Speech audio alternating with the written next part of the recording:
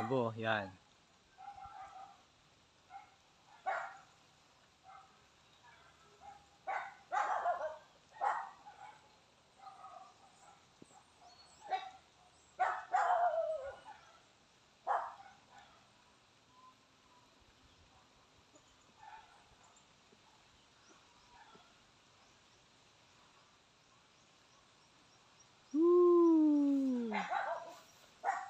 Yan na. Yan po. Ito yung regalo ng kalikasan. Puro pinipreserve dito ng mga bayaw ko, yung mga puno. Pinaniman nila ng mahogany para yung iba nagagamit din naman namin sa sa bahay. Kaya malaking bagay po, hindi mo na kailangan yan ng mga langka, oh. Ayan po, ayan.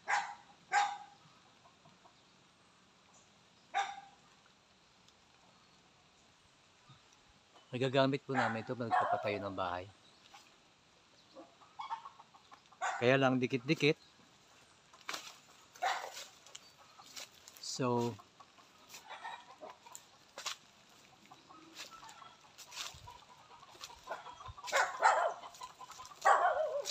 dito tayo. Tingnan natin yung mga alaga. Ayan, may mga sa rito, may mga manok. Ayun, oh.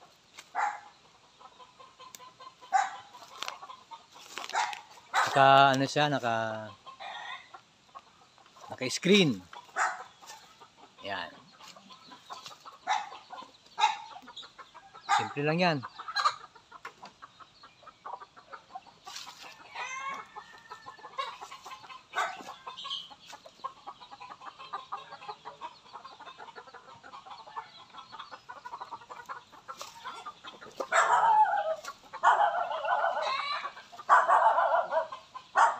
Ginawa niyang bubong yung anahaw. Ayan.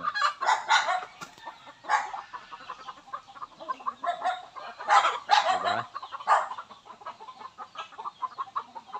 Ayun yung bahay ng bayaw ko. May stock sa mga hollow block. Siguro reparasyon sa kanyang bahay. So may mga yero. Kumpleto. Ayun, oh, may tagayan. Ayan. Tapos andun yung mga baboy niya yata sa ibaba. Ganito na po dito, simple lang. Simple lang pero rock.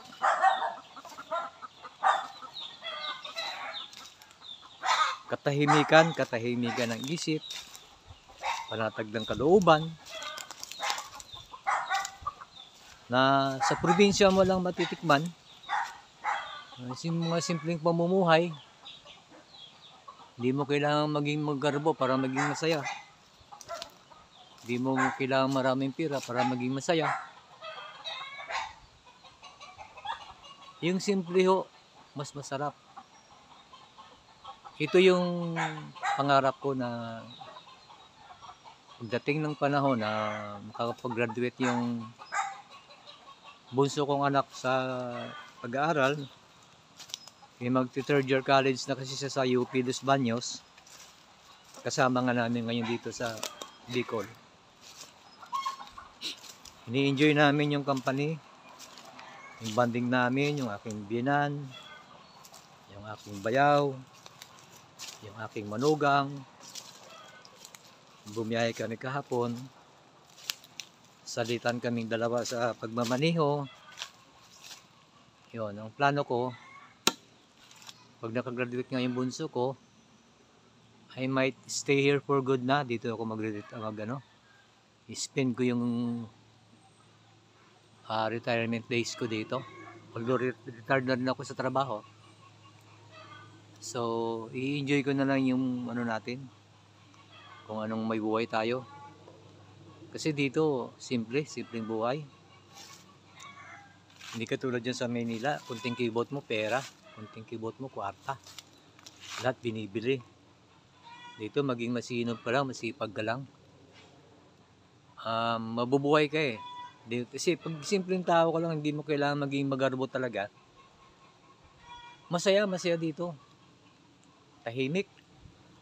Malayo sa gulo, malayo sa daigdig ng kaguluhan, sa katulad ng mga sasakyan. Diba? Dito simple lang.